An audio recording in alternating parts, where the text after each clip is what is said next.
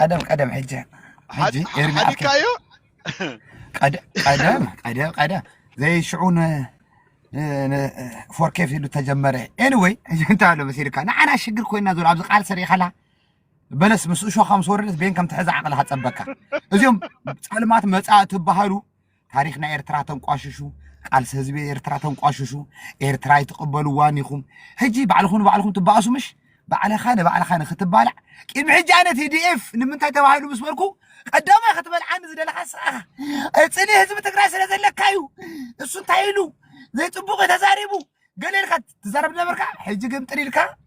መህረሚ እዚኣ ካይ ትኸውና ኤርሚ እዚኣ ተቋርፃ አንተ ፈያር ግደፍ እዚኣ ናይ ኣውራጃይቲ በራ ስነ ስርዓት حوخا راي كاب قدم مساخا مبعلعت مساتيتي بسمع اميله كمزي له مغفلت كمزي زبكا سبي انا ارمي حجينا باوراجاي تخيدم وصنا ارمي حجي قدم اذا اكو اصقم زلا حدا تحزو خلا بت حدا هدم نت حدا بت حدا تحزونا حدا هدم كده حجي باي ذا واي كونغراتيوليشن لو بتسعركنا لخن سبرتات بسن عافيه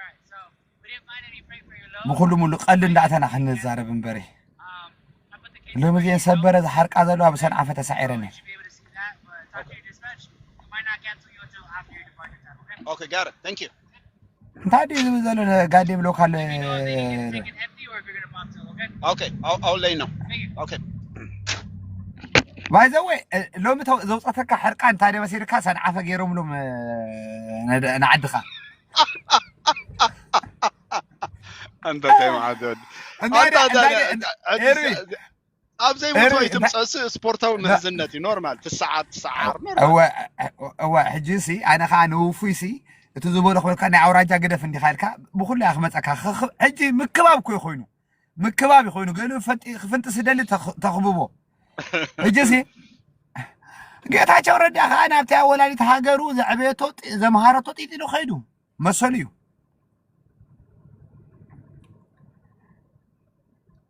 انت من يود زوغوخه يا اجي ጌታቸው ረዳሲ ና ወላዲት ሃገሩ ተያዘ መሃረቶ እቲያብ ስልጣን ዘብጽሐቱ ሃገር ጥይሉ ኸይዱ ወያኔ እንደማ አሰብ ገይሮሞ ዛይ ኢህአዲግ ወያኔ እንደ ኢህአዲግስ ወያኔ እንደ ተዙሮ ነራ እንታይ ارا ارمي ابزي اخا طويله خالتي امسغوكو وياني وصلت تيلكو نو احاديغم ختبلي خا متحزق وسينالكا نو شجر يلنا ابو سدحن ديبلكا نسوم كغبرو زغبا ነገር ኔሮ አይገበሩ ዚያ ታሪካው ጌጋ በህዝብ ተፈጸመ بعلم من ኤርትራው ንስቆቅ ድልስ ስለዘለው بعلم ገሮም ተምحوا اب ህዝቢ اب ልዕል ህዝቢ ዝተፈጸመ ጌጋ ንፖለቲካ ወረብ ሓይልካ እዚ ከምዚ አይነበረን እዚ ከምዚ አይባህልን ጌጋ ፈጽመምም እሱ ወላ ሓንቲ ንኺጥራ ጌጋ ይኮነ ወንጀል የምገሮም ወንጀል ዳን ወንጀል በሎ ገበን በሎ ድላይካ ክትሰሚዮ ትኽእሊኻ ግን ኣብዛ ሰዓት እዚኣሲ ንሕና ከም ተወካሊ ጉዳይ ፖለቲካ ጉዳይ ኢስት አፍሪካ ናይ ብልጽግናሲ ምስ ጌታቸው ረዳ ኢና ክንሰርሕ በቃ ንሕና ንረብሓና ጌታቸው ረዳ እዩ مسؤسينا كنسرح البعلي تزاريبو لومي هو حجي حراي ارمي تقالاسا يا خامش تقالاسا عندها انا ناي تግራይ ጉዳይ በጣም ምስ ብልጽግና ክሪኦ ከለኩ በጣም ይዛስበን ክነግረካ ሓንተ ነገር ክነግረካ ኣብዚ ሰዓት እዚ ኣብ ፖለቲካና ኤርትራ ኣብዚ ናይ ጉዳይ ትግራይ ዝኾነ ነገር ስለዚ መጸምበር ኣብዚ ናይ ፖለቲካ ትግራይ ኤርትራሲ ይብለካ ኣለኹ ሓንተ ነገር ከትዛረቡ ኢለ ማሐለፍኳ ነይራ ምክንያቱ ይሪኦ ኣለኹ መትሓዝ ይብሉ መጨበጥ ይብሉ ገለበለ ህዝብ ትግራይ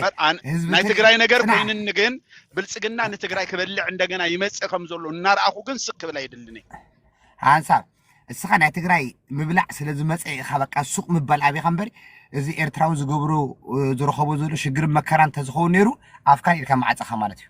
እንታይ ሽግር መከራ ማለት እንታይ ማለት ብዛዕባ ዝኹሉን ክነግረካ ሽግርኮ እኹልን ትሩፉን ሽግር አሉ ኣብ ኤርትራ ግን ሽግርና ርኢና ንምንታይ ብዛዕባ ሽግርና መፍትሕ ክነምጽእ ዘይተቃለስና ኣነ ኮፈቲኒ ካብ ውልቂ ጀሚረ ስጋብ ውዳበ ስጋብ ሚዲያታት ፈቲነ አቤት ውርደት አቤት ዘሎ ተንኮል ክንደ ዓመት ተቃሊስካ أنت أنا حجي مسخا دقافو خوينا مسخا يبقى نير ندي ذكر نديها أمو كوكنا قارس أب قارس ناي تجراي كوينات أمسياتني بقى تجراي كوينات مستولعة ويلك نتجراي ما يقتلون قليلة وزي حقا خنقرك أنا ارميو أنا نشعبيا أي قومو نيرة أي قوم النيرة بونا تيزب لك شعبيا قلنا قلنا خوينا أب تجراي كوينات مستولعة ويلك إلى تقايمه بقى زي حق أنا تزاربنا لو سيركا حراي مسركا كويو أنا كواو قديتا أو تقامي بليناني مسمانم ولا وصمحنا كو أورومو تتنكيفو مس أورومو تقالت مسركا يو سو إزنو بيج ديل أنا قارسي بلك هالو إيرترا دي إيرتراوياني تودع إيرترا دي إيرتراويان كي بحركة نا إيرتراويان تراي إيو بقى إلى زعم سري هو أنا وين كم يزعمن ما نم لوخصاص ودو لوخصاص تردي خاني أبقى يحراري يبون بجبر أيتصرف مو أنا متر أنا أتعرف خوها متر فاكون أنا مسمانم عارف ترجع زقت مخلي بزعبق قيح بعري فيت مسمان هو السد أنا فلت جن أنا زبلة كذل خوسي أبزانا إيرترا والنتويكا إيرترا لو على النتان بمولو دوباتان قلتي إذا فتينات اللي الناس كنا أمنوا زقبا نجري ولا حنتي بك هو حاجة حنت زبلة كذل خوسي حاجة تعلم سيركا أتنا تجري بوليتيكا خطقبر تخلي حاجنا تجري السخاب تخكل حوحات من حزب تجري يوكلوا الكان حر تأمن على خونكا تردي خاني بقى نيجدف كاتو قصو بقى بحسام ساعتين زا سواي كوي قدي فيكو هاتو انت من تاي مسيلكا كنقرك ما حاول انا نو ابزي حنت نقرك تحزكا حوحات اتا انكون حزب تجري ابز ساعات زي كابلصنا كتدحنو تخيل سلازخونت راي أبز ساعات زي ندحنت بهراو ربحة حزب تجراي مش شعب يا أخي نسرح تيلوم سي أوه يسرحوا هالراي تطبق حجي هذا نحزب تجراي يخون نحزب إرترا هذا سأل اللوم إلى سلز عمن أسأل حجي أنت نقرك حجي سخاهم من دحرت عمن تخونك نيجدف بقى سابورتيري نمتا تركاني حوعات أوردي نابتي فتاري عازخون يجدف شعبي عتاء أوردي عتاء هجي تمالي يريم نيري ببعد ما جيرو تردي خاني حاو بويسي قدمي ثلاثة سمون أبشري خمس خلو مس كوماندو عجبتو سي يريم نيري تمالي هجي السخا نهزب تقرأي زدحنو حوحاتيو سلازي حوحات كامس يقدف تتقعو سلازولو بقى أنا إذا بوليتيكا مرج أو سيد اللخون دحريلكا مسلكاي وندحري لك أنت راقبير الكاسي إرمي أنا إذا بلك هذا اللخون ما نمسب كا تردي خاني حوحات إذا سلازهابت مسي يقدف مسألة مزي زلو قرطات كا بزشنا خنسرحنا تلوخا مسلو آخبر وفير أيوه كيتا جورد دايلو وايلو عيتبل كم تنسخا مسر زلكا سون مسلالو اليوم بدي أمدو بابوهم زولدو كو ناي ولدو شجر زلوم سبات كو شجر أمس أم النامي با خمسة استدي خبر بعته ولدو شعو عبر بعته أجرم زرقيهم تفاصنا عمني قمنا عن سبب تجري خدو تيجي تتوقسون أبي إرترا مزو إرترا تيجي تتوقسون أبي تجري مزو تفاصنا مولي أناكو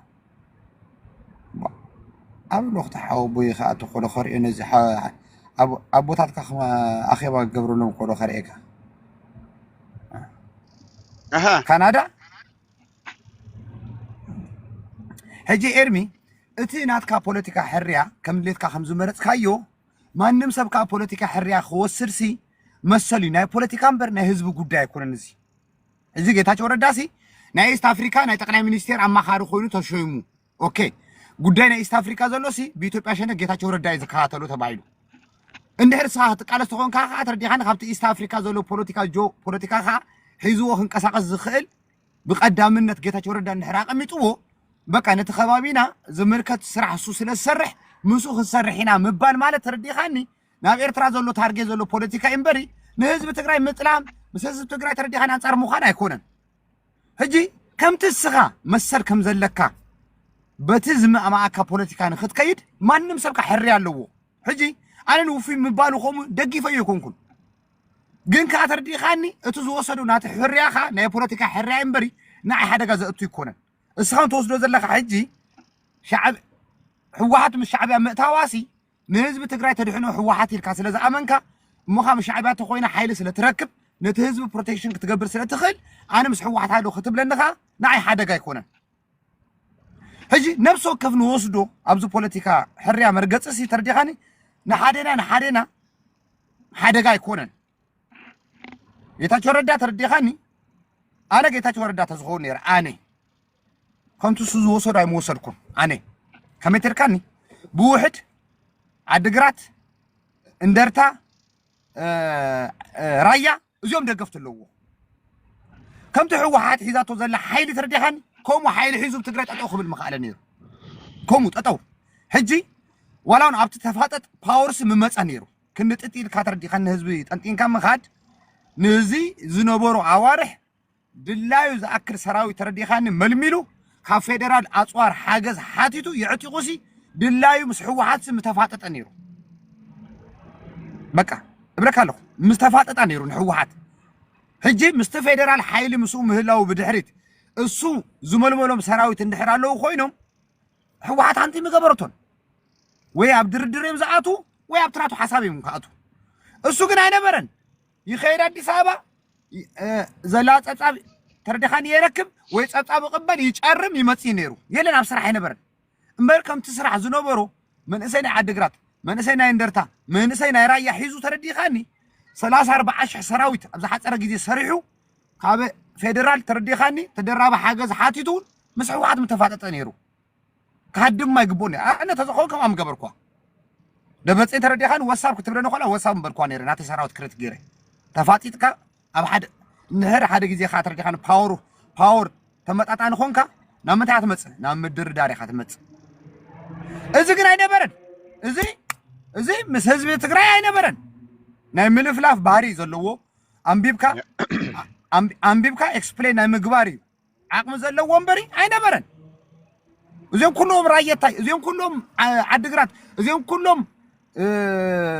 መቀለን ከባቢያን ትርዲኻኒ ሙስዮም ነይሮ ኣይገርመካን መሐሪ በዛ አጋጣሚ እዚ ኣብዚ ናይ ዝሓለፈ ናይ ዝኾነ ዓይነት ኩናት ናይ ሻዕብያሲ ቶም ሓለፍቲ ዲዮም ቶም ኣፈኛ ዝበሃሉ ከምዚኦም ናውፁ ናይ ብልጽግና ናይ ጌታቸው ረዳ ዓይነት ሲሎም በራዕራ ከምኡ ዘይምባሎም ሓደ ግዜ ርዝነት ኮይ ትፈልጥ ዲኻ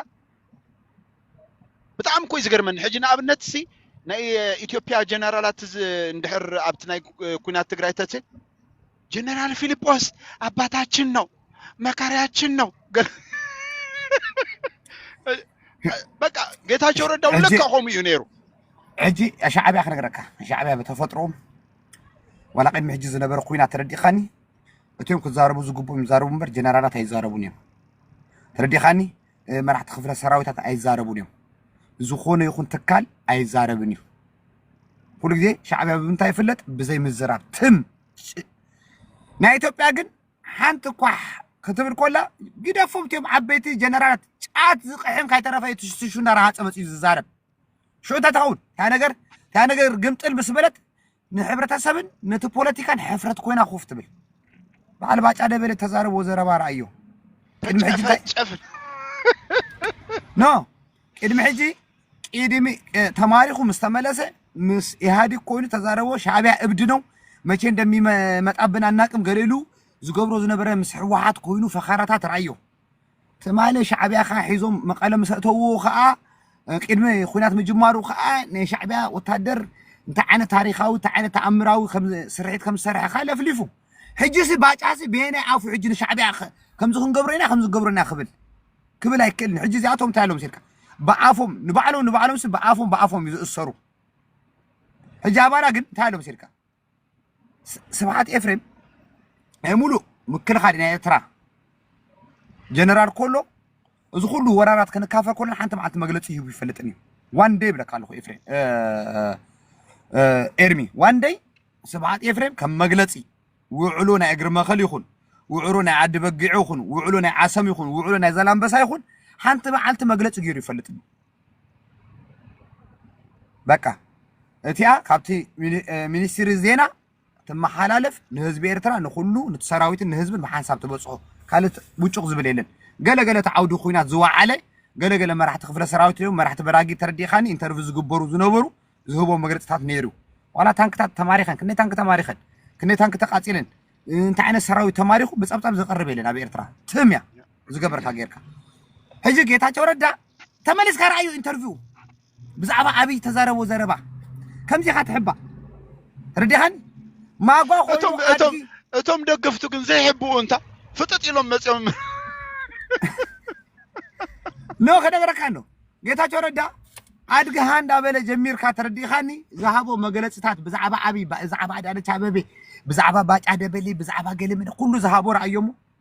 ዋላ ተመሊሱ እንድሕር ሰምዖ ሎ ኮይኑ ኣይሰምዑኒ ከማን እዝኑ ይዙ ትፍሱ ራዩ ካላይ ኣብዚ ዝነበሩ አክቲቪስት ካብዚ መንሽምካ ዋሽንግተን ዲሲ ዝኾነ ይኹን ካብ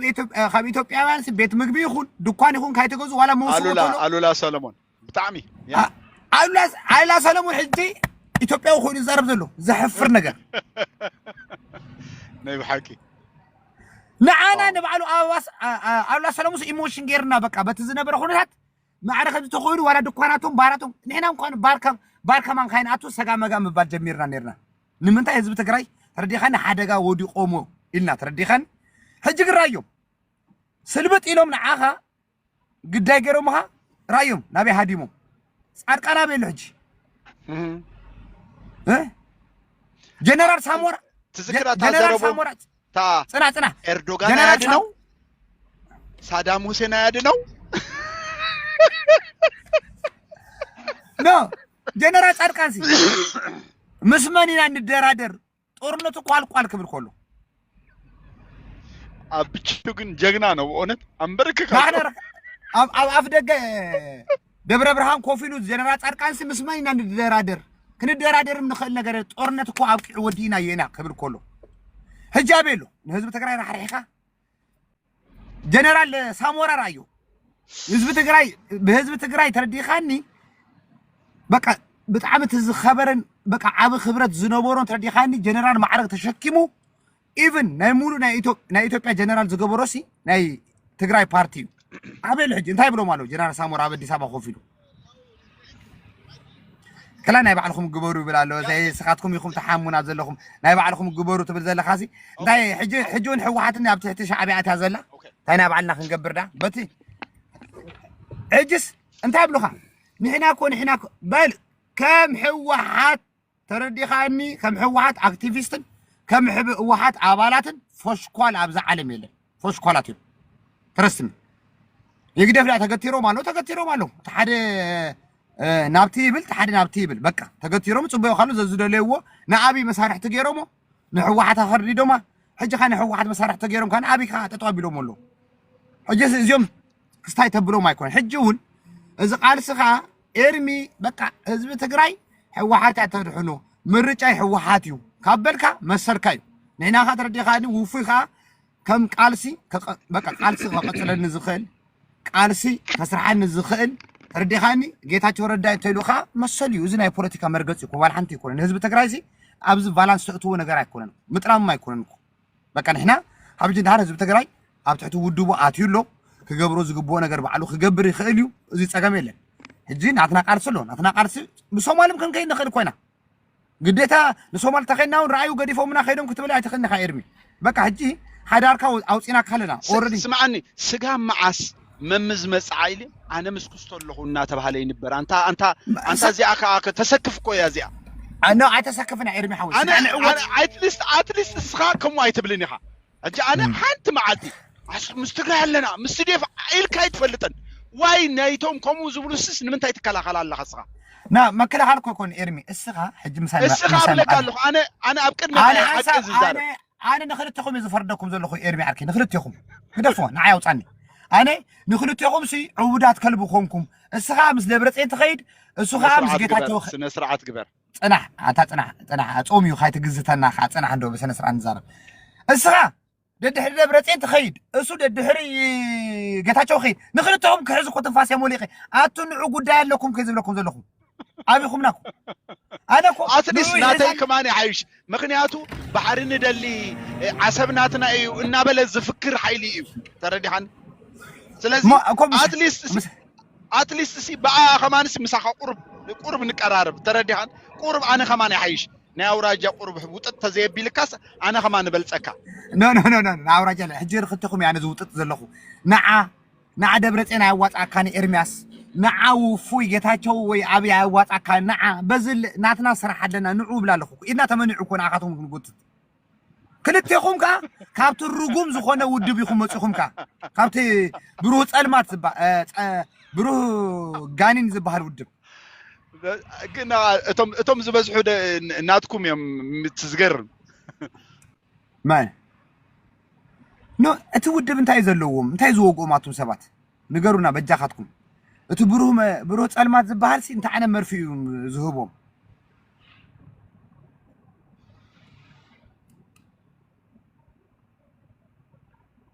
ترى تحيز بزلو زخا قديم كما كرا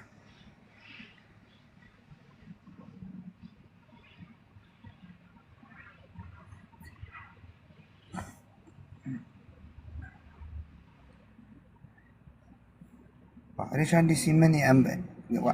واي ودك ام حدا خون كا باري الله خديها ام بلو غير قالو سمعك الله قصل نعم تارقم فلت كاس خاص صعنات كان صعان كان عي مصعان ختغبرن بعد دي خاتفلت اسخا بعد خاتفلت وفي بعلكم تفطوا غدلتو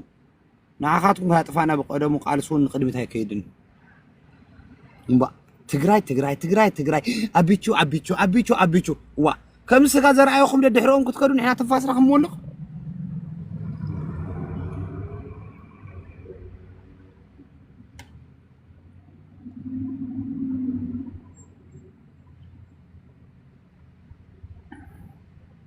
أنت قد فينا عنده أنتي حوحتي خلب زخونة ودم أنتي حوحت لكم نسب غيركما لقمات نهزب تقرأي أي تقامت ننبس أي تقامت نهزب إيرترا أي تقامت كحادث زخونة ودم قدام نهزب إيرترا تأليماتو خلا خان نهزب تقرأي خاب شجرنا مكراني أتياتو حوحت لاماني تودو كوينا مونا بقى أنا بسرعة يأتلوه بقى كم حوحت قال يمسي هو حتى غيره ولا كم هو حتى كلب زخونه قحبا زخونه ود بالا ديا ابعلم انت نع حماماتي يقدف اندو سنه سرعه غبرات كاب صباح سونو اسجد كيلسكي كيدابت اندا مدهاني علم سجد 10 عم معلت انكو اسجد انا يسجدني ابعد سقات اتا يسجدني انا اتواقعي يسجدني انا قرب صبا يكونن دحان اخو حانيركا قدم انا بجا خراي ليزينا جون بلا غير زولو بلوغ برو بجاخا ناي جون بلاك بروفايل غير كانت شنتام حوحت جغاني مبلني ودزا كنديهم غنا بيرترا كنديهم كاب كل تتولدوا ايرمي نغرن اسكي كنديهم بتم تولدوا سنه سرعه غبر نو قنت كمصكه يزلخا يبوتا قصرهم صدا قصرهم كنفلط كنديهم بده ببو ابتنابت تولدكم زلخم كاب اساس جمير انت حجر اسخاتكم كاي بزعكم يترفلكم صراحه قيان عناينا كو حجر صريحنا اوه صراحه قيان لا لي تدرفنا قومي ود تنبيني اساياس فتيخا صليها ارترا تبال حجر زمسرته اب عالم كتفطر زغبره زبحال تاريخو بقى ددحري اساياس زخيل تصاويتنا نحنا كو زمتنا معس بسيرك ابراهيم تولب على مستقتلكو شعينا ميتنا كو ارتراوين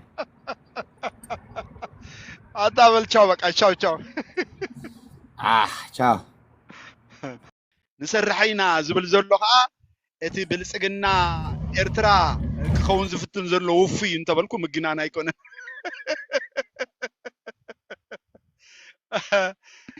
እንደነ አንተ انتي تغارو لب بلو تغارو ያን ተጋሩና ንቃለስ ጉዳና ተጋሩ ልብ በሉ አይበሩ انا تግራዋይ ኮ ሲልካ ፓፓራ አይትበል አይትፈልጥ ትግራዋይ ተኾንካስ ባዕልኻ ተቃለስ እንበሪ ተጋሩ ልብ በሉ ወሞ አንጻርና እንዲ ዝገብር ዘሎ አንጻርና ምስ ጨፍጫፊና ስርዓት እንሰርሐለና እንድሕሪሉ ድሕሪ ሕጂ መንገዱ ክንጽር ኣለዎ ህወሓት ከነ نعنا إذا سبارة غير عبيدة توتيفا زلا سخاون حجي مسبلتقنا دي هتسرح نوت مسرح يكونن اتي نغرات انالايز كتغبرون دحركون كايرمي بخلتو سنخ بزعبا حزب ندح تحسب على خونكا ازيوم كلته تمقيلهم زلو نخلتيهم جاج غبرو اوكا مساخا اجينا ابنت حوحات مساخا كتسرح انت يالك اصغا انت كتغبرلا تخيل اب اثيوبيا بزي شعبيا صلا اللوا بزي بلصقنا صلا اللوا بزي نيا محارفا نصلا اللوا اسخاس انت كتردا تخيل مساخا كتسرح حوحات فرسوفن النبسة ما يتردنا يكون نعيف تردنا نعم قد فندو مساحة تسرح سي كتملسكا صنعبا حتى كان دي تملس لي نسوك قبل الكام حري حاتي عنده بجاق نو صنعني أنا انتاي زبلك هزلخو هجي حوحات مش شعبيا تسرح الله زبها الزرب الله حكي اوكي كام نشعبيا سي ندليت فتحي نختمرز دليت فتحي انتاي سلازلوهم بدبلوماسي بايكونومي ببايتا انتاي سلازلوهم حوحات ندليت فتح كتمرز اسكن نقرن بقى تصبق اجي خابت زبركايو نجر بتي ايكونومي زبركايو ريخالها نت حزب تግራይ ጠንጢናቶ አይ ዝብላ ዕብሉ ስተይብሉ ጠንጢናቶ ተሃድም ኮላ አትሊስ ኣብቲ ግዜ ሓውን ጭንቅ መከራን ተረዲኻኒ ዝደዳይ ፍትሒ ጎን ህዝቢ ትግራይ ጠጠው ኢሉ እዩ እጂ ትማሉን እስኻ ትድግፎ ዝነበርካ ኣኻ እጂ ታይሎ በሲልካ ኤርሚ ቡልቀ ሰባት ሓራሪቕና ንቃርስ ምህራም ኣዋፅእን እዩ ነቶም ሰባት እዮም ክትቅጥቅጦም ትኸዲኻ ክትቃወሞም ትኸዲኻ ድላካ ትብትኸዲኻ ነዚ ቃርስና ዘህርም ግን ተረዲኻኒ ክኸውን የብሉን ሓደ ካላይ حوحات ترديخاني كان كاباكم زحاشل رخيبالا تبلو تتخون نيركا ترديخاني تصبق نير نابت زقت قطع ايده هبا نات حجينا ابنت يقول حجي انا كومبلين كغبر كله حجي محاري كومبلين يغبرني محاري مرغص خاب قدم اب غزي كونات تግራይ ይኹን اب زحج اوان اب هاجرك اب ኤርትራ ዘለካ ድሌት እንታይ ከም ዝኾነ አነ ካብ ካልኦት ኩሉ أنا أفلب بين في حب مئة كم مئتي محاري كمزي إيو قبل إغيلي زوجحكو حنساب تجارونا يبلو يم حنساب إرترا يبلو يم حنساب بلسقنا يبلو أنت أي كذا يبلو أتليست نسخة حج أنت تبل مسيل كاسخة نحنا ولا حاجة استقراي زي بالله ولا زخون حاجة زي بالناسي نزوم سبعة زياتهم على حاجة ناكن سعرهم نخل تبليها حجي ناتكا حجي ناتكا بوليتيكا سنوصوري بك مسمانم زغونا باح يكونن كاب قدمو جميركا ازيوم جن حنساب تي دي اف نابل حجي سمعني تي دي اف نا يلو ابناي برجين حمدو تي دي اف نا تبل قالسي كني نغير امصيا نيرا حقي حجي خا بلصقنا عينت كويو تازربا زيا كو ردت كويا هو حجي زخلو تقبرو زلخم كو كاباخانا باخايو ازيوم بروح صلمات مصاي اسخاتكم يخم اسخاو صلمات مصاي انديخا حجي شجر تمصنا زلخم بعلخم يخم نو انا ايكون قدم قديفيا انا حساب ارمياس قديفيا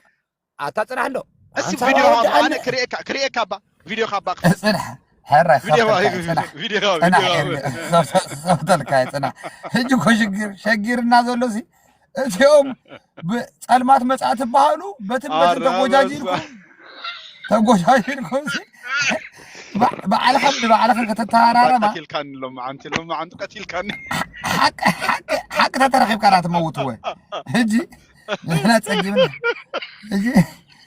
هجي ننا وش تخن حمامسي انت ما يستا خايف موت القرب على بخما عتك لا كما خاش غراس قلست مسيلك وانا شغال يسحبني قد في قدم كموت الدنا مسوط اخو قد في سلام انا يسلኝ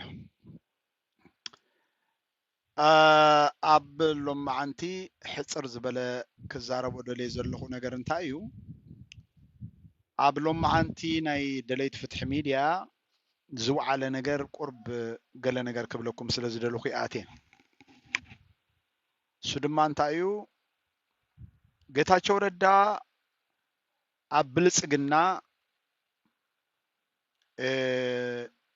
ናይ ፖለቲካው ጉዳይ ኢስት አፍሪካ አማካሪ ናይ አብይ አህመድ ኮይኑ ተሸይሙ ከም ዘሎ ፍሉጥ ኮይኑሎ እቲ ጌታቸው ረዳ ንህዝብ ትግራይ ጠሊሙ ኣብ ልዕሊ ህዝብ ትግራይ ጆኖሳይድ ንዝፈጸመ ስርዓት አብይ አህመድ በዓል ስልጣን ኮይኑ ኣብዚ ሰዓት እዚ ትግራይን ጌታቸው ረዳን ትግራይን አብይ አህመድ ማለት ሓደ አይነት እዮም ትግራይን ጌታቸው ረዳን ትግራይን አብይ አህመድን ሓደ አይነት እዮም ምክንያቱ ጌታቸው ረዳ ብልጽግና እዩ አብይ አህመድ ብልጽግና እዩ ትግራይ ንብልጽግና ከም ጆኖሳይድ ኣብ ልዕሊኣ ዝፈጸመ ገበነኛ ክትደልዮ ከላ ንጌታቸው ረዳ እውን ብከምኡ መንገዲ እያ ትደልዮ ዘላ ማለት እዩ እዚ ክብል ይደሊ መጀመርያ ምክንያቱ ኣብ ናይ ትግራይ ኩናት ኣብ ዝነበረሉ ግዜ ተፈላለየ ኢንተርቪው ኣነ ብልጽግና እንተዝኸውን ነይረ በቃ ብጣዓሳስ መመትኩ እዩ ዝብል ነይሩ ብልጽግና ተዝኸውን ነይረ ኣዝየ ምተጣዓስኩ ንብልጽግና ስልጣን ፍጹም ከም ዝፍንፍኖ ይዛረብ ነይሩ ሕጂ ግን ጽልኡ ምስ ሕወሓት ኣነ ብርግጽ ምስ ሕወሓት እዩ ዝመስለኒ ነይሩ ጽልኡ ምስ ሕወሓት ኣይኮነን ምስ ክብርታትን ምስ ህዝቢ ትግራይ ምስ ክብርታት ትግራይን ምስ ህዝቢ ትግራይን እዩ ጽልኡ ብደረጃ አብይ አሕመድ ንትግራይ ዘጥፈአ ንትግራይ ዘባደመ ንትግራይ ዝጨፍጨፈ ወላ ሓደ የለን ግን ኣብዚ ሰዓት እዚ ኣብ ትግራይ ዕንወትን ህልቂትን ዝፈጸመ ንህዝቢ ኣዝዩ ከቢድ ግፍዒ ዝፈጸመ ናይ ብልጽግና መንግስቲ ክሰርሕ በዓል ስልጣን ናይ ብልጽግና ኮይኑ ተሸይሙሎ እዚ ነቲ ብዙሕ በደልን ብዙሕ ግፍዒ ዝተፈጸሞ ህዝቢ ትግራይ እንታይ ማለት ከም ዝኾነ ርዱእ ነገር እዩ ግን ኣነ ሎም ማዓንቲ እንታይ ክዛረብ ደለ ውፉይ ኣብ ጌታቸው ረዳ ስልጣን ምክንያት ብምግባር ዝተዛረባ ዘረባ በቃ ኣብ ኢስት አፍሪካ ናይ ቀንዲ አፍሪካ ወይ ከዓ ናይ ኢስት አፍሪካ ጉዳይ ፖለቲካዊ ጉዳይ አማካሪ ናይ ብልጽግና ኮይኑ ስለ ዘሎ ብዕሊ ንሕና እውን ምስኡና ክንሰርሕ ንሕና እውን ከም መጠን ኣብ ኢስት አፍሪካ እንቅመጥ ዝኾነ ኣብ ኢትዮጵያ እንደልዮ ነገር ተልዩ ብመንገዱ ኢና ክንሰርሕ ኢሉ ብዕሊ ከዓ ተዛሪቡሎ ማለት ሕጂ እቲ ቃልሲ ናይ እዚ በዓል ውፉይ ጉጅለታት ዝመርሕዎ ቃልሲ ንህዝብታት ረብሓ ንህዝብታት ጥቕሚ ከም ዘይኮነ ሰብ ክፈልጦ ኣለዎ ብፍላይ ተጋሩ የሕዋቲና ኣብ ጎንኩም ኣለና ሓጊዝናኩም ኢና ከምዚ ጌርና ኢና ገለ ዝብሉ ዝነበሩ እቲ ዝገብርዎ ዝነበሩ ገለ ፖለቲካዊ ባይታ ንምንጻፍ ዳ እምበር ሰብኣውነት ተሰሚዕዎም ከም ዘይኮነ ክትፈልጡ ስለ ዝደለኹ እየ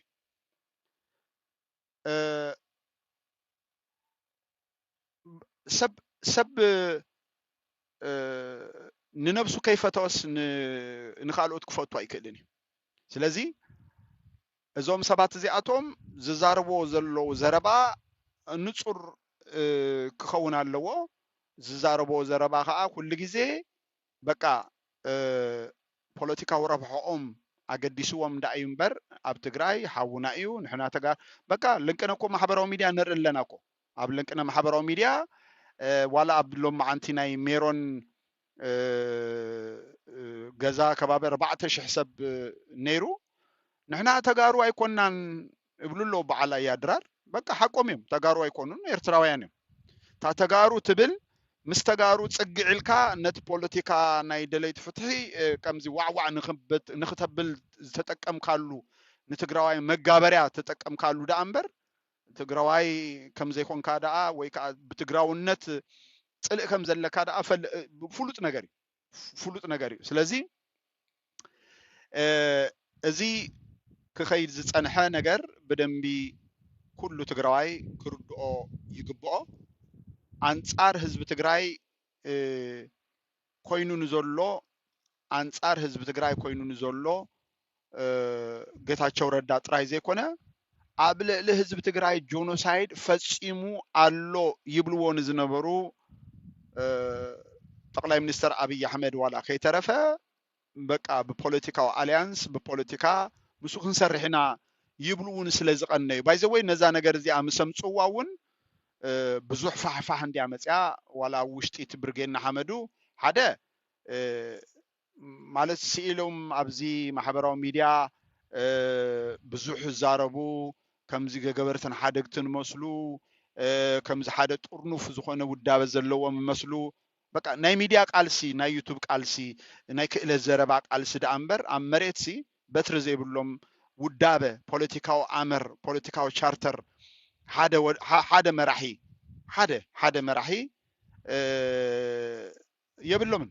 ሶ እቲ ብቅንዕና ንህዝብታት ዘተኮረ ፖለቲካ ዝሰርሕ ደላይ ፍትሒ የለን ማለት ኣይኮነን ኣሎ በደንብ ኣሎ ደላይ ፍትሒ ኤርትራዊ ኮይኑ ክብርታት ናይ ኤርትራ ናይ ህዝቢ ኤርትራ ከምኡ ድማ ክብርታት ናይ ትግራይ ናይ ህዝቢ ትግራይ ኣገዲስዎ ዝቃለስ የለን ማለት ኣይኮነን ንኩሉ ኣልማማ ካርሞ ነውሪ እዩ ብፍጹም ኣይኮነን ግን እዞም ኣብ ጸገምኩም ሂብናኩም ነርና መጽዊትናኩም ነርና ኣብ ልዕናኩም ነርና ዝብሉ ኣብ ልዕሊ ትግራይ ጆኖሳይድ ንዝፈጸሙ ሰባት ፖለቲካዊ ሕርያ ኢሎም ክኾዱ ከለዉ ካብ ህግደፍ እንታይ ዝፈልዮም ህግደፍስ ፖለቲካዊ ሕርያ ኮይኑዎ እንዲዩ ምስ ብልጽግና ዝሰርሕ ነይሩ ምስ ብልጽግና ክሰርሕ ከሎ ስጋብታ ኩናት ትጅመር እኮ ኣብ ልዕሊ ህዝቢ ትግራይ ከምኡ ዓይነት ሕማቅ ነገር ክገብር ኢልና ኣይሓሰብናን እዚኦም ከዓ በቃ ባይ ዘ ወይ ዛክራማት እዚኣ ክትሓልፍ እዩ ዝጽበ ዘሎ ብልጽግና ዛክራማት እዚኣ ምስ ሓለፈ ነቲ መዲብዎ ዘሎ ወይ ከዓ ተዳልይዎ ዘሎ ኩናት ኣብ ትግራይ ከም ዝውልዖ ፍሉጥ ነገር እዩ ምክንያቱ ኣብ ዝሓለፈ መዓልቲ ዋላ ትማሊ እውን ህወሓት መግለፂ ውፅእ ኣላ እቲ መግለፂ ቀዳማይ ህወሓት ዘውፀቱ መግለፂ ትግራይን ኢትዮጵያን ብውዕል ፕሪቶሪያ ጥራይ ዝተኣሳሰራ ዳእምበር ከም ኣካል ኢትዮጵያ ኮይና ትነብር ከም ዘላ ኣስሚሮም መግለፂ ውፅኦም ኣሎ ካልኣይ ኣብ ትግራይ ንዝተፈረመ ውዕል ፕሪቶሪያ ምፍጻም ዝዓበየ ብልጽግና እዩ ኢሎም ከዓ ንብልጽግና ከሲሶም ኣለዉ ሳልሳይ ብልጽግና ፌደራል መንግስቲ ኢሎም ኣይጠቀስዎን መንግስቲ ኢትዮጵያን ትግራይን እናበለዮም ዝጠቅሱ ነይሮም ምክንያቱ ፌደራል መንግስቲ እንድሕር ኢሎም ኣካል ፌደራል ስለዘይኮነት ነቲ ፌደራል መንግስቲ ከይጠቀሱ ነቲ መንግስቲ ኢትዮጵያ ተባሂሉ በዓል እዛ መንያ ሽማ ትበሃል ካብ ስልጣን ዝወረደትን ሕጂ ከዓ ሓደ መሓራይ እውን ናይ ኣባል ናይ ወፃኢ ጉዳያት ሚኒስተር ዝነበረ ሕጂ ተሸይሙ ዘሎ ልክ ከምኦም ዝክተኣኻኸበሉ እቲ መንግስቲ ዝበሃል ንሱ እዩ መንግስቲ ብፌደራል ብዝኾነት መግለፂ ሲ ቀሊል መግለፂ ኣይኮነን መግለፂ ዋይ ትማሊ ይወፅዩ ዋይ ሎም ማዓንቲ ስጋብ ሕጂ እውን ብልጽግና ነቲ መግለፂ ዝኸውን ዝኾነ ዘረባ ስጋብ ሕጂ ዘየውፀ ኣነ እውን ገሪምኒ እዩ ዘሎ ብዝኾነ ግን ጽባሕ ምናልባት ገለ ነገር ክብሉ ክእሉ እዮም ብሓፈሻ እዛ ሕጂ እዚኣ ዝሰርሓ ዘለኹ ቪድዮ ኣብኡ ከላውን ከውርዳየ ኣብ ራእይናን ኢትዮ 360 ኤሪ 360 ዩቱብ ፖስት ክገብረኔ ሶ እዚ ዝኸይድ ዘሎ ኣካይዳ ብፖለቲካዊ ረብሓ ስለ ዝኾነ ፖለቲካ እንዛረብ ስለ ዘለና እዞም ሰባት እዚኣቶም ፖለቲካዊ ረብሓኦም ዳእምበር ኣብዚ እዋን እዚ ህዝቢ ትግራይ ብውዕል ፕሪቶሪያ መሰረት ተፈናቀልቲ ናብ መረበቶም ዘይምምላሶም ንበዓል ውፍይ ወላሓንቲ ኣይግድሾምን ኣብ ክልል ትግራይ ንህዝቢ ትግራይ ዝሽረፍ በቃ ካብ ፌደራል መንግስቲ ክላኣኽ ዝግብኦ ነዳዲ ምዕፃው ብዛዕባኡ ኣርእስቶም ኣይኮነን ኣብ ምዕራብ ትግራይ ናይ ተከሴ ዘብ ዝበሃል ፌደራል መንግስቲ ክልተ ግዜ ዓሊሙ ይዕጢቅዎ ዘሎ ሰራዊት አንጻር እቲ ውዕል ፕሪቶሪያ ምዃኑ ንዑ ክገልጽዎ ወላ ሓንቲ ኣይግድሾምን እዩ ስለዚ ኣብ ዝሓለፈ ግዜ እንድሕር ዝክሩ ተኮይንኩም ኣብ ናይ ሰይፉ ሾው ወፅኦም ነይሮም በዓል ውፉይ ኣብቲ ናይ ሰይፉ ሾው ወፅኦም ንመቄዶንያ ሓገዝ ክንገብር ኢሎም እዚኣ ልክዕ ከምዚ ናይ ትግራይ ዝነበረት ማለት ኣብታ ናይ ሰይፉ ሾው ንኣረጋውያን መቄዶንያ እሳ ንጽድቂ ኣምላኽ ይሕሰበሎም ብሓቂ ሶም ንፖለቲካ ኢሎም እንደም ገይሮም ግን ንጽድቂ ኣምላኽ ሕሰበሎ ምክንያቱ በትን እቶም ኣረጋውያን ሓገዝ ምርካቦም ኣይጽላእኒ ምክንያቱ እቶም ሓገዝ ክረኽቡ ዝግብኦም እንተረኸቡ ብፖለቲካዊ ጠላዕ እንድሕር ሓገዝ ረኺቦም ዋይ ኣነ ይቀወምኒ ግን ልክዕ ኣብቲ መቄዶንያ ከይዶም ዑደት ዝገበርዎ ኣብ ክልል ኣምሓራ ንዘለዉ ኤርትራውን ስደተኛት ዑደት ኣይገበሩን ኣብ ትግራይ ውሽጢ ንዘለዉ ኤርትራውን ስደተኛት ዑደት ኣይገበሩን እጂ ኣብ ጎኒ ትግራይ ምዃን ከም ረብሓ ፖለቲካዊ ረብሓ እምበር ሰብኣውነት ኣይነበረትን ልክዕ ከምዛ ኣዲስ ኣበባ ኣብ ሰይፉ ሸው ከምኡ ድማ ኣብቲ ናይ መቄዶንያ ዝበሃል ቦታ ኣብቶም ኣረግቶት ቦታ ኣቶም ኣረግቶት ኣለይቲ ዘይብሎም ሰባት ዝእለይሉ ቦታ ከይዶም ዝበጽሕዎ ምብጻሕ ማለት እዩ ስለዚ ኣነ ሎማዓንቲ ሰማዕኽዎ ንጹር ንሕና በቃ ንህዝቢ ትግራይን ንቃልሲ ትግራይን ንሰማዕታት ትግራይን ጠንጢኑ ኣዳነች ኣበቤ ኣነ ብጣዕሚ ካብ ዝገርመኒ ዝስእል እዚ ብጣዕሚ ዝገርመኒ ምክንያቱ ኣዳነች ኣበቤ ደንጊጽና ንኽነብሩ እንተፈቐድናሎ ምሲ ጁንታ ስዒሮም ኢሎም ይስዕስዑ ኣለዉ ኢላ ሓንቲ ተዛሪባ ነይራ ንዓ ከዓ ኣታዚኦም ምዚኦም ዲና ነርና ኣብ ስልጣን ምዚኦም ብጣዕሚ እኮ እዩ ዛነ ጣዕስ ምዚኦም ክስዕስዑም ክንስዕር ዲና ገለመለ ይብል ነይሩ መወዳእታ ናይ ብልጽግና በዓል ስልጣን ኮይኑ ምስ ኣዳነች ኣበቤ እውን ይሰርሕ ኣሎ ማለት ሕጂ እቲ ፖለቲካ ኣብ ከምዚ ማለት ሓደ ግዜ ፖለቲካ ረብሓ ኢልካ ንረብሓ እውን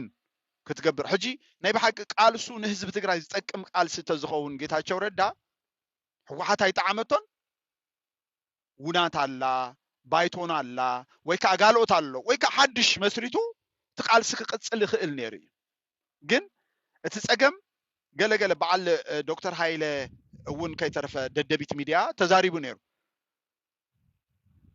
ጻድቃንን ጌታቸው ረዳን ንህዝቢ ትግራይ ዝጠለምዎ ንቃልሲ ህዝቢ ትግራይ ነቲ ኩሉ መስዋዕትነት ማይ ዝኸዓውሉ ኣብ ውዕል ፕሪቶሪያ እዮም ክሕደት ፈጺሞም ይብሉ ነይሮም ዳስ ፋክት በቃ እሱ ትክክለኛ ማለት ስለዚ ሎማዓንቲ ሰማዕኽዋ ቪድዮ ፖስት ገይረልኩም ኣለኹ ኣብ ታሕቲ እዛ ናይ መወዳእታ ቆሪፀ ኣምፅየ ፖስት ገይረልኩም ኣለኹ ንጽርቲ እያ እታ ዘረባ ናይ ውፉይ ኣነ ውፉይ ማለት የርባሓኒ እዩ ዝበሎ ነገር እንድዩ ዝዛረብ ዘሎ በቲ ፐርሰናሊቲኡ በቲ ክእለት ዘረብኡ በቲ ስነ ስርዓት ዘለዎ ኣዘራርቡ ኣነ ወላ ሓንቲ ምንም ተቃውሞ የብለይን ግን ኣነ ከዓ ከም ሓልዮት ህዝቢ ትግራይ ከዓ ብልጽግና ብትግራይ ክስዓር ናይ ግድን ኣለዎ ኢለ ስለ ዝኣምን ብልጽግና እንድሕር ብህይወት ኣሎ ብልጽግና ዝበሃል ውድብ እንድሕር ኣብ ስልጣን ኣሎ መከራ ጸገም ስቃይ ሞት ምፍንቃል ሕድሕዳዊ ምቅትታል ናይ ትግራይ ኣይቋርጽን ኢለ ስለ ዝሓስብ ምክንያቱ ኣብ ውሽጢ ኢትዮጵያ ኣብ ኣምሓራ ህዝቢ ኣምሓራ ኣብ ክልተ መቂሉ ፋኖን ብልጽግና ኣምሓራን ሕድሕዶም ይዋግኦም ኣሎ ሕጂ ንኦሮሞ ብልጽግና ኣብ ክልል ኦሮሞ ንዘሎ ናይ ብልጽግና ስልጣን በቃ ከምዚ ኮፍ ኢልካ ምርኣይ we never know ዋላ ነቶም ፋኖ እውን ገለ ቁርብ ዕጥቂ ወዲ ዕጥቂ ብምርኮኛ ኣምሲሎም ብገለ ይህብዎም ሆነ ሕድሕድ እቲ ክልል ክወድም ሕድሕድ እቲ ክልል ሲ በቃ ክዋድኡ ምንትን ማለት ምክንያቱ ፋኖ ሚኒሻን ፋኖ ብልጽግናን ፋኖ መንእሰይን እዮም ክቃተሉ ዝውዕሉ ዘለው ካብዝን ላዕሊ በቃ ሞት የለን ካብዝ ሕጂ ልክዕ ከምኣ እዩ ዝደሊ ኣብ ትግራይ ሲ ልክዕ ከምኣ ናይ ብልጽግና ናይ ደብረጽዮን ሕወሓትን ናይ ጌታቸው ሕወሓትን ንሓድሕዶም ተቃታቲሎም ንሓድሕዶም ተዋጊኦም እዚኣ ኣምሓሩ እንታይ ይብሉ ሰርግና ምላሽ ምበልዋ ነይሮም ስለዚ እዛ ጉዳይ እዚኣ ከምኣ ትመስላላ እቲ ንጹር ዝኾነ ናይ በዓል ውፉይ ፖለቲካ ሎማዓንቲ ዳርጋ ኣርባዕተ ነጥቢ ዝገበሩ ኩሉ ሕጂ ብደንቢ ንጹር ኮይኑ ዝወፀ እዩ ናይ ፖለቲካዊ ጉዳይ ኣማኻሪ ናይ ብልጽግና ኮይኑ ተሸይሙሎ ዶክተር ጌታቸው ረዳ ምስኡ ክንሰርሕና ንሕና ድሕሪ ሕጂ ኣብ ኢትዮጵያ እንደልዮ ዘለና ነገር ብምሉኡ ብመንገዱ ክነሳኽዒና which means ነቲ ንህዝቢ ትግራይ ዝጠለሞ ነቲ ህዝቢ ትግራይ መስዋዕትነትን ደምን ዓቢ ጅግንነትን ራሕሪሑ ብልጽግና ዝኾነ ነቲ ንህዝቢ ትግራይ እዚ ውዕል ፕሪቶሪያ ንኸይፍጸም 2 ዓመት ሙሉእ ህወሓት እናበለ ጆ ሂዙ ዝነበረ ጌታቸው ረዳ ደጊፉ ይዛረባሉ ማለት እዩ። ጌታቸው ረዳ ተፈናቀልቲ ከይምለሱ ናይ ኩናት ትግራይ ጆኖሳይድ ፈጸምቲ ብቪዲዮን ብቃልን ብድምፅን መርትዖ ዘለዎም ሰባት ክፍትሑ እንደገና ከዓ ኣብ ትግራይ ዝዓነዋ ከበድቲ ኣጽዋር ናይ ብልጽግና ሓይልታት ትግራይ ከይፈለጡ ናብ ብልጽግና ንክወሃቡ ዝገበረ ብዝኾነ በቃ ኣነ ካብ መጀመርያውን እኮ ኣብ ትግራይ ፖለቲካ for the first time ሃለውለው ዓይነት ዘረባ ዝዛረብ ዝነበረ ሰብ እዩ ምክንያቱ ንክትሰምዖ ዳርጋ ትዝበዝሐ ፀርፊ እዩ ነይሩ ማለት ኩነታት ናይ ኩናት ስለ ዝነበረ ናይ ምቅትታል ስለ ዝነበረ ናይ ከቢድ ዝኾነ ደምነት ስለ ዝነበረ ትሰምዖ ኔርካ እምበር እስኪ ጌታቸው ረዳ ኣብ ግዜ ናይ ትግራይ ኩናት ኣብ ግዜ ናይ ትግራይ ኩናት ዘረብኡ ከም ሓደ ምሩጽ ወይ ከዓ ከም ሓደ ጽቡቕ ንክስማዕ ዝገበረኩ ቃልሲ ናይ ተጋሩ እዩ ሕብረት ናይ ተጋሩ እዩ ጅግንነት ናይ ተጋሩ እዩ ኣብ መሬት TDF ኮይኑ ኣብ መሬት ከም ህዝቢ ትግራይ ብሓንሳብ ኮይኑ ኣብ ውሽጥን ኣብ ደገን ኮይኑ ዝነበረ ቃልሲ ንሱ ዝፈጠሮ ዓወት እዩ ጌታቸው ረዳ ዝሓሸ ተዛራባይ ወይ ከዓ ጽቡቕ ፖለቲከኛ ኮይኑ ንክስማዕ ባይታ ፈጢሩሉ እምበር ከምቶም ዝሰዓሩ ዝነበሩ ከም በዓል ናይ ብልጽግና ኃይል ተዝኸውን ምን ምሰምዖ ልዕሊ ጌታቸው ረዳ እኮ ብዛዕባ ትግራይ ካሁን በኋላ ይሄ ክልል ከቢላ በስተቀር ምንም ነገር መያዝ የለበትም ተባሂሉ እኮ ይፍከር ነይሩ ትግራይ ምናችንም አይደለችም ምን ጨብጣታለን ይባል እኮ ነይሩ ካብ ዝለዓል ፈኸራ ኣሎ ዲ ካብ ጳጳሳት ጀሚርካ ስጋብ ተራ ምእመን ካብ ሃይማኖተኛ ስጋብ ፖለቲከኛ ካብ በቃ ብሙሉኦም ስነ ጥበባውያን እዚኦም ጠቢስና ክንበልዖም ከም እንታይ ከዘይ ተባሃለ ልዕሊ ጌታቸው ረዳ ብጣዕሚ ሕማቅ ዝተዛረቡስ መሊኦም ግን ኣባይታት ጅግንነት ኣይነበረን እኳ ደኣ ትንሳቶም ዘሰለፍዎ ኃይሊ እሳቶም ኣሰሊፎም ናብ ትግራይ ዝሰድዎ ዝነበረ ኃይሊ ልክ ከም ናይ ታላቁ ሩጫ ናይ ኃይለ ገብረስላሴ ዝመስል ምሩኽ ምክንያቱ ከሙ ዓይነት ምሩኽ ስለ ዘይነበረ ባጫ ነዛ ጉዳይ እዚያ ክሽፍን ኢሉ ልክ እንደ ኃይለ ገብረስላሴ ታላቁ ሩጫ ከሆነ አገር አምጥተው ኤዲት አድርገው የሚሊተሪ አልብሰው ከምዛ አይነት ቴክኖሎጂ እኮ የለን ግን ከሙ ይልኩ ሕሱ ቆሎ ኢሎም ዘጨብጨቡ ነይሮም ከሙ ሕሱ ቆሎስ ኢሎም ዘጨብጨቡ ነይሮም ብዙኾነ ግን ኣብዚ ናይ ትግራይ ኣብዚ ኣለው ተወሰነ ዝሪኦም ዘለኹ ናይ ጌታቸው ረዳ ባክ ግራውንድ ዝኾነ ፒክቸር ተጌርካ ዘይጠፍኡለው እዚኦም ሎማ ይኮኑን መብዛሕቱ ግዜ ኣብ ልዕሊ ትግራይ ዝነበረ ኩናት ክንሪኦ ከለና እቲ ሞር ዝለዓለ ኃይልን ወፈራን ገይሩ ዝነበረ ብልጽግና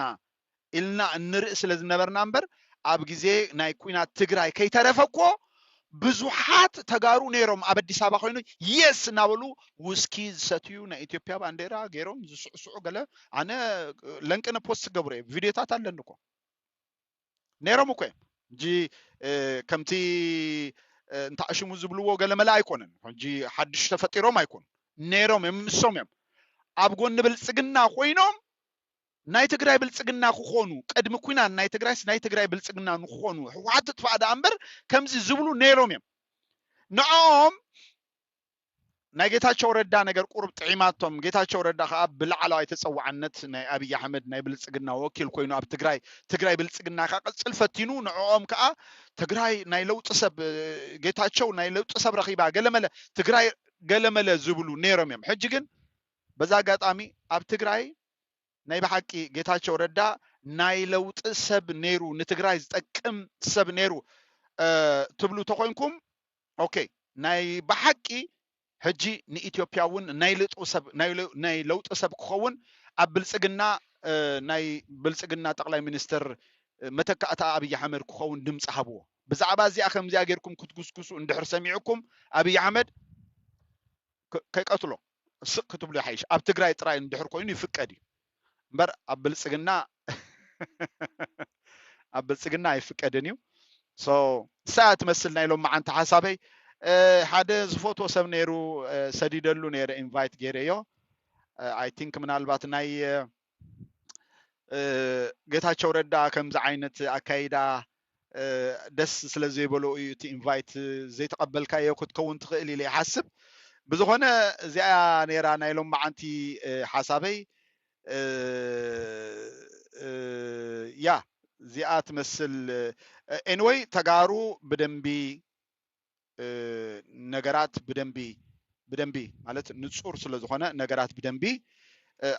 ከስማዓኩም ዶ ቲ ቪዲዮ ሜቢ ከስማዓኩም ዶ ትውፉይ ዝበሎ ነገር ከስማዓኩም ዶ ሜቢ ምናልባት ኣብዛ ላይቭን ከለኹ ኮንፈርም ክትገብሩ ተደሊኹም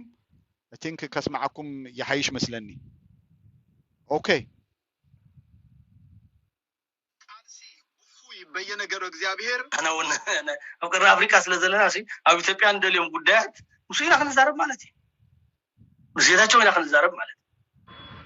ንጹር ኮይኑ ወፂሎ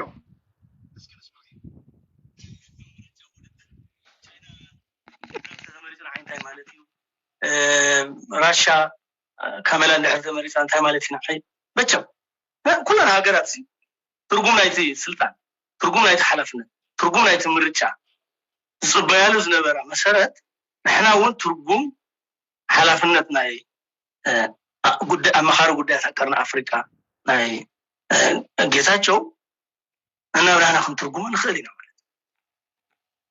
እናብራና ትርጉምና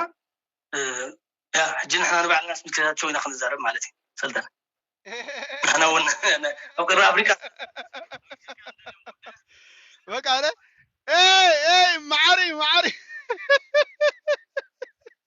معاري مسكيتاچو ኢና نسرح لك معاري بن حجي نصيرات لك ክትከውን ተቀል ያ معاري ኳ حجي ቅድሚ ሕጂ ምስ አብይ አሕመድ ገለመለ ገለ ንብል ነርና እጂ ግን ባርያ ናይ አብይ አሕመድ ክኸውን ዝፈተነ ወይ ከዓ ፈቲኑ ዝተሳቀዓሉ ጌታቸው ረዳ ምስ ኢና نسرح ገለ ይልሎ ያ እዚኣ ትመስል ይሕዋት ተጋሩ ልብ በሉ ሕጂ ልብ በሉ ብልጽግና አነ ጌታቸው ረዳ ብልጽግና ኮይኑሎ ምስ ብልጽግና ተሿሚ ወይ ከዓ በዓል ስልጣን